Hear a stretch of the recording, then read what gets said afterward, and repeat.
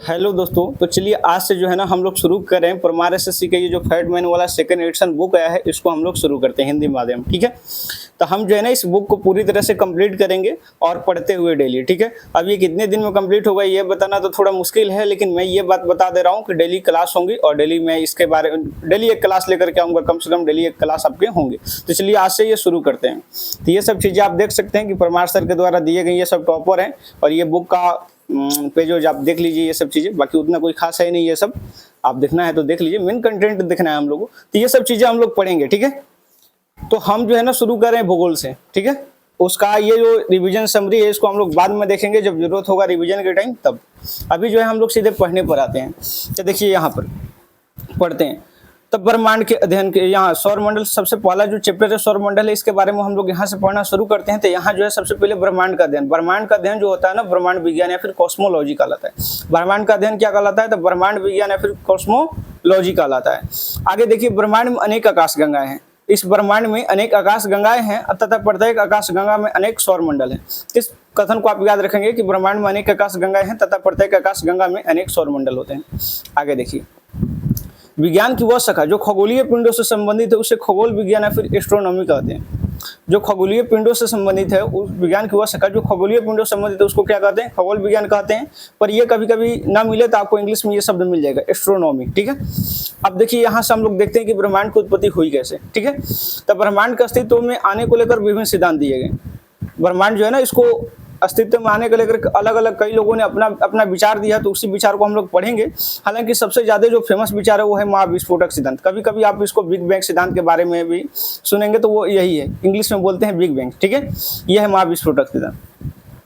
तो ये जो महाविस्फोटक सिद्धांत है इसके अनुसार जो है ना 13.8 अरब वर्ष पूर्व ब्रह्मांड जो है ना सिमटा हुआ था। सिमटा हुआ कहने का मतलब ये देखिए, एक छोटा सा गोला में बंद था पूरा तरह से। ठीक है, आज से 13.8 अरब वर्ष पूर्व ये पूरा सिमटा हुआ था और इसमें एक विस्फोट होता है।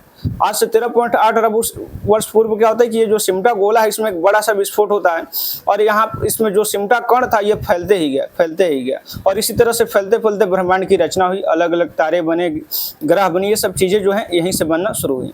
तो ये सिद्धांत जो दिया था महाविस्फोटक सिद्धांत या फिर बिग बैंग सिद्धांत, ये दिया था जॉर्ज लेमेट्रे। कौन दिया था? जॉर्ज लेमेट्रे। कब दिया था? 1927 ईस्वी में। और ये दिया था 1927 में, पर ये पब्लिश हुआ था 1931 में। तो यहाँ जो चीजें याद करने वाली हैं बस आपको यही याद रखना है कि महाविस्फोटक सिद्धांत या फिर बिग बैंग सिद्धांत किसने दिया था? तो जॉर्ज लेमेट्रे ने। कब दिया था? 1927 में। और कब पब्लिश हुआ था? 1931 में। और इसके अनुसार ब्रह्मांड बना कब? तो 13.8 अरब वर्ष पूर्व। ठीक है, आगे देखिए, ये जो है एडविन हबल का सिद्धांत 1929 में जिसको दिया था। तो एडविन हबल जो था ना ये कहता था कि एडविन हबल ने ब्रह्मांड के विस्तार की परिकल्पना प्रस्तावित की, जिसमें उन्होंने यह प्रदर्शित किया कि दूर की आकाशगंगाएं पृथ्वी से दूरी के समानुपाती वेग से दूर जा रही है, जिससे अब हबल का नियम कहा जाता है, जिसे ब्रह्मांड के निरंतर विस्तार का पहला ठोस अवलोकन संबंधी प्रमाण प्राप्त है। आप पढ़िएगा तो आपको कुछ समझ में आएगा, नहीं भी आएगा मैं समझा दे रहा हूँ क्या कहना चाहता है।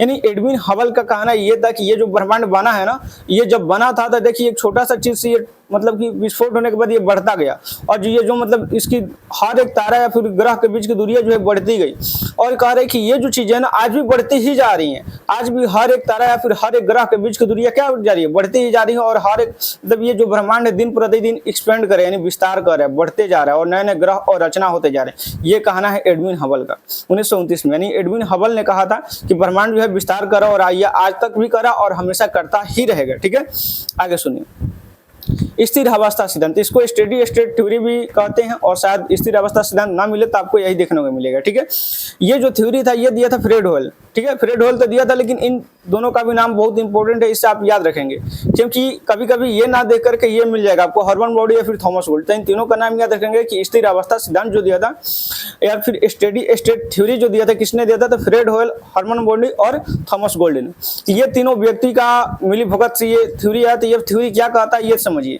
करे यह सिद्धांत जो है ना प्रस्तावित करता है कि ब्रह्मांड लगातार विस्तार कर रहा है लेकिन इससे औसत गुणों में कोई बदलाव नहीं होता। यानी कि इनका सिद्धांत ये था, स्थिर अवस्था सिद्धांत का, कि ब्रह्मांड दिन प्रतिदिन बढ़ रहा है। जैसा कि एडविन हबल जी ने कहा महाविस्फोटक सिद्धांत में हम लोग जाने कि ये ब्रह्मांड दिन प्रतिदिन बढ़ रहा है, लेकिन करे कि स्थिर अवस्था सिद्धांत यानी कि लेकिन इसके जो गुण है, इसके जो औसत गुण है फिर औसत घनत्व कहिए, उसमें कोई चेंजेस नहीं हो रहा है, वो सेम टू सेम है। ये कहना था स्थिर अवस्था सिद्धांत का। कि ब्रह्मांड बढ़ तो रहा है लेकिन इसका औसत गुणों में कोई बदलाव नहीं हो रहा है। अभी हम लोग ऊपर यहाँ पढ़ करके आए हैं कि ब्रह्मांड में अनेक आकाश गंगाएं हैं और प्रत्येक आकाश गंगा में अनेक सौर मंडल होते हैं। तब हम लोग देखते हैं कि आकाश गंगा क्या है, जैसे कि हम लोग जाने तो ब्रह्मांड क्या होता है। ब्रह्मांड यानी कि जितने भी तारे, गैस या फिर चीजों का मतलब जो भी खगोलीय पिंड है वो सब ब्रह्मांड में आते हैं। लेकिन अभी हम लोग समझेंगे कि आकाश गंगा क्या होता है। तो देखिए यहाँ पर आइए, आकाश गंगा तो कह रहे आकाश गंगा जो है ना सितारों, गैस, धूल और डार्क मैटर वो जो काला काला सा पदार्थ दिखता है ना उसी को कहते हैं, काला पदार्थ को। तो आकाश गंगा जो है, आकाश गंगा सितारों, गैस, धूल और डार्क मैटर का विशाल संग्रह होती है जो गुरुत्वाकर्षण द्वारा एक साथ बंधी रहती है। ये जो चीजें है ना, गैस हो गया, तारे हो गए, धूल हो गया, फिर जो डार्क मैटर हो गई, ये सब चीजें एक दूसरे से गुरुत्वाकर्षण द्वारा बंधी रहती हैं और इसी को कहा जाता है आकाश गंगा। इसी को क्या कहा जाता है? आकाश गंगा। और जो हमारी आकाश गंगा यानी कि जिसमें हमारी पृथ्वी है, हमारी आकाश गंगा कहने का मतलब कि हमारा जिसमें पृथ्वी है वो है दुग्ध मिथिला या फिर मिल्की वे भी कहते हैं। दुग्ध मिथिला कम देखने को मिले, ज्यादा आपको देखने को मिलेगा मिल्की वे। तो याद रखेंगे कि हम लोग का आकाश गंगा का क्या नाम है? तो दुग्ध मिथिला फिर मिल्की वे, जो महाविस्फोटक सिद्धांत के बाद बनी थी। ठीक है, इसके बाद बनी थी। ठीक है, करे कि देवयानी फिर एंड्रोमेडा फिर M31 आकाश गंगा मिल्की वे के सबसे नजदीक है। ये एक के नाम है, देवयानी कहे चाहे एंड्रोमेडा कहे चाहे M31 कहे, ये तीनों एक ही नाम है। और ये जो है ना, ये हम लोग मिल्की वे आकाश गंगा में रहते हैं, लेकिन मिल्की वे के सबसे जो नजदीक वाला यानी पड़ोसी आकाश गंगा वो है देवयानी। मिल्की वे का नजदीकी आकाश गंगा कौन है? तो देवयानी फिर या फिर एंड्रोमेडा कहिए या फिर M31, ये जो है ना नजदीकी है किसका? मिल्की वे का। तो हम लोग का आकाश गंगा कौन सा है? मिल्की वे। और इसकी नजदीकी आकाश गंगा कौन है? तो देवयानी फिर एंड्रोमेडा या फिर M31, ये मिल्की वे के सबसे नजदीकी आकाश गंगा है। अब आगे देखिए, हमारा जो सौर मंडल है ना वो ओरियन स्फीयर में स्थित है, जो आकाश गंगा की एक छोटी सर्पिलाकार भुजा है और धनु यानी सगिटेरियस और सर्पियस यानी कि पर्सियस भुजाओं के बीच स्थित है। कहने का मतलब है कि हम लोग जो है ना, देखिए हम लोग यहाँ पर पढ़े थे कि ब्रह्मांड में अनेक आकाश गंगाएं हैं तथा प्रत्येक आकाश गंगा में अनेक सौर मंडल होते हैं। तभी हम लोग ब्रह्मांड के बारे में ऊपर पढ़े, फिर आकाश गंगा के बारे में पढ़े। अब हम लोग पढ़ेंगे सौर मंडल के बारे में। तो हम लोग का सौर मंडल भी है जिसका मुखिया सूर्य है। तो ये जो हमारा सौर मंडल है ये तो दुग्ध मिथिला यानी मिल्की वे में उपस्थित है। तो इस मिल्की वे में कहाँ है? तो एक सर्पिला भुजा है। ठीक है, एक सर्पिला भुजा है, उसमें एक जगह है जिसका नाम है सेगिटेरियस। ठीक है, या फिर हिंदी में धनु कहते हैं, और पर्सियस, इन दोनों भुजाओं के बीच में स्थित है। ठीक है, ये दोनों भुजाओं के बीच में स्थित है कौन? हमारा सौर मंडल। ठीक है, तो आप देखते हैं सौर मंडल के बारे में। जिस सौर मंडल में हम लोग रहते हैं, इस सौर मंडल की उत्पत्ति कैसे हुई। ठीक है, तो सौर मंडल का जो निर्माण है ना, आज से 4.6 अरब वर्ष पहले हुआ था। आज से 4.6 अरब वर्ष पहले हमारा सौर मंडल का निर्माण हुआ था। कभी कभी 4.5 देखने को भी मिल जाएगा, तो ऐसे आप जाइएगा नहीं, लेकिन ऐसे सौर मंडल का जो निर्माण था 4.6 अरब वर्ष पहले हुआ था। और जबकि पृथ्वी की आयु जो है 4.5 अरब वर्ष है। ठीक है, पृथ्वी यानी कि सौर मंडल पूरा 4.6 अरब वर्ष बना, लेकिन जो हमारा पृथ्वी क्रिएट होकर के तैयार हुआ वो कब क्रिएट हुआ? तो 4.5 अरब वर्ष बाद। तो पृथ्वी का आयु अगर कोई पूछता है तो आप याद रखेंगे 4.5 अरब वर्ष, और सौर मंडल का निर्माण कब हुआ था? 4.6 अरब वर्ष। ठीक है, आगे देखिए, अब देखते हैं कि सौर मंडल की उत्पत्ति से संबंधित सिद्धांत। अभी हम लोग देखे ना कि ब्रह्मांड से उत्पत्ति के सिद्धांत ये दिए गए थे कि ब्रह्मांड कैसे उत्पन्न हुआ। अब जो है हम लोग ये देखेंगे कि ये जो सौर मंडल है ये कैसे उत्पन्न हुआ, इसके लिए सिद्धांत किसने दिया था और क्या क्या दिए थे वो हम लोग समझते हैं। एक सिद्धांत हम लोग पढ़ेंगे पहले, कोपरनिकस का सिद्धांत। तो कोपरनिकस बहुत ही जाने माने वैज्ञानिक हैं, इनके बारे में आप सुने होंगे, नहीं भी सुने होंगे तो चलिए सुन लेते हैं। इन्होंने एक थ्योरी दी थी, द रिवोल्यूशनियस ऑर्बियम कोलेस्टियम हेलियो केंद्रीय सिद्धांत। अगर नहीं समझ में आ रहा है तो ये वाला चीज तो इंग्लिश में तो भी कोई दिक्कत नहीं, आप देख लीजिए, मैं हिंदी में बता देता हूँ। इसको कहते हैं सूर्य केंद्रीय सिद्धांत। ठीक है, इसको क्या कह देते हैं? सूर्य केंद्रीय सिद्धांत, लेकिन इंग्लिश में भी नाम आप याद रखेंगे। ठीक है, हेलियो केंद्रीय सिद्धांत, जिसे निकोलस कोपरनिकस ने 1543 में दिया था। इस सिद्धांत को किसने दिया था? निकोलस कोपरनिकस ने। इसका कहना यह था, यहाँ नीचे दिया गया कि सिद्धांत के अनुसार सूर्य जो है ना ब्रह्मांड के केंद्र में स्थित है तथा पृथ्वी और अन्य ग्रह इसके चारों परिक्रमा करते हैं। यानी कोपरनिकस का कहना यह था कि हमारा जो सूर्य है ना वो पूरा इस सौर मंडल यानी हम लोग जिस सौर मंडल में रहते हैं या फिर जिस जगह पर हम लोग रहते हैं, ये पूरे केंद्र में कौन है? सूर्य, और बाकी के तारे उसका चक्कर लगाती है। यही बात सही है, कोपरनिकस का दिया हुआ ये बात है, जिसके अनुसार हम लोग जाने कि हमारा जो सूर्य है वो बीच में है, बाकी के तारे, बाकी के जो ग्रह हैं वो क्या करते हैं? उसके चक्कर लगाते हैं। और ये बात उसने कब किया था? 1543 में, निकोलस कोपरनिकस ने। ठीक है, तो अगर कोई पूछ दे कि हेलियो केंद्रीय सिद्धांत या फिर सूर्य केंद्रीय सिद्धांत या फिर ये जो लिखा है डी रेवोल्यूनिबस ऑर्बियम कोलेस्टियम सिद्धांत किसने दिया था? तो वो कोपरनिकस दिया था 1543 में। और इसका अनुसार कि सूर्य जो है केंद्र में, बाकी के जो ग्रह हैं वो चक्कर लगा रहे हैं। ठीक है, आगे देखिए निहारिका परिकल्पना यानी कि नेबुलर हाइपोथेसिस। आपको हिंदी और इंग्लिश दोनों लेकर के चलनी है, ठीक है, क्योंकि ये जो चीजें है ना, नाम को आप इंग्लिश थोड़ा याद रखेंगे तो अच्छा रहेगा, ठीक है, क्योंकि कभी कभी नहीं दिखता आपको, ये निहारिका ना दिख करके नेबुलर दिख जाएगा, आप परेशान हो जाइएगा, तो इसलिए आप देखते चलिए। देखिए ये जो निहारिका परिकल्पना था इसको दिया था इमैनुअल कांट ने, इससे सबसे पहले किसने दिया था, इमैनुअल कांट ने दिया था, और कब दिया था 1755 में। निहारिका परिकल्पना को किसने दिया था, तो इमैनुअल कांट ने कब दिया था 1755 में। और फिर इसको जो है ना इसमें थोड़ा सा संशोधित किया 1796 में पियरे साइमन लाइपोलॉजी ने स्वतंत्र रूप से विस्तृत किया इसको। निहारिका परिकल्पना अगर ये पूछे कि दिया किसने किया था, तो इमैनुअल कांट ने दिया था 1755 में, लेकिन इसको विस्तार से समझाने और बुझाने का जो काम किया था वो किया था पियरे साइमन लैप्लास, जो कि 1796 में किया था, ठीक है। तो इन दोनों का नाम आप याद रखेंगे, निहारिका परिकल्पना से संबंधित ये दोनों लोग हैं, इमैनुअल कांट भी और पियरे साइमन लैप्लेज भी। इमैनुअल कांट 1755 में देता है, लेकिन इसमें कुछ विस्तार करके सुधार करके अच्छा से स्वतंत्र रूप से जो बताता है वो है पियरे साइमन लैप्लेस, जो कि 1796 में। अब ये निहारिका परिकल्पना क्या था, ये आपको हम बता रहे हैं। करे यह प्रक्रिया तब शुरू हुई जब गैस और धूल का एक बादल टकराया, जिससे सौर निहारिका नामक की घूमती हुई डिस्क का निर्माण हुआ। होता क्या है कि जब ये यहाँ से ब्रह्मांड की रचना होती है, तो उसके बाद होता क्या है कि ये जो ब्रह्मांड में मतलब चारों तरफ धूल और गैस का बादल बनना शुरू हो जाते हैं, गोल गोल गोल गोल गोल गोल घूमना शुरू हो जाते हैं, और उन्हीं के ये गोल गोल घूमने के कारण कभी आप देखोगे कि पानी में ऐसे गोल गोल घुमाते हैं तो उसमें जो चीजें होती हैं वो क्या होती हैं, बीच में इकट्ठा होना शुरू हो जाती है। तो ठीक उसी प्रकार से जो भी भारी चीजें थी ना वो क्या धीमे धीमे क्या होने लगी, केंद्र की ओर आना शुरू हो गई। जब एकदम एकदम जो हल्का हल्का सा जो ये थी धूल के कण थे, जब गोल गोल घूमने लगा तो केंद्र की ओर आना शुरू हो गया, और इसी तरह से धीमे धीमे ग्रह बने और अलग अलग चीजें बनना शुरू हो गई। ये कहना था निहारिका परिकल्पना का, ठीक है।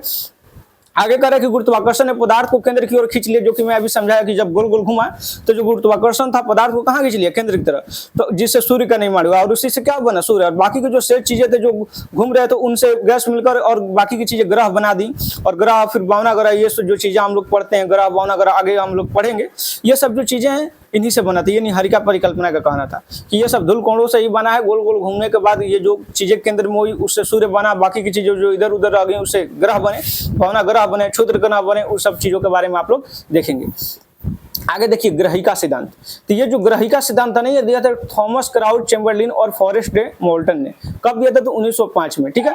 ग्रहिका सिद्धांत किसने दिया था, तो थॉमस क्राउड चैम्बरलिन और फॉरेस्ट डे मोल्टन, दोनों का नाम याद रखेंगे, 1905 में दिया था, ठीक है। अब ये क्या कहता है इसके बारे में समझ लीजिए। कह कि ये निष्कर्ष निकाला कि ये गुजरता हुआ तारा सूर्य के निकट या उसके गुरुत्वाकर्षण बल के कारण सूर्य के पदार्थ का एक अंश उसकी ओर खींच गया।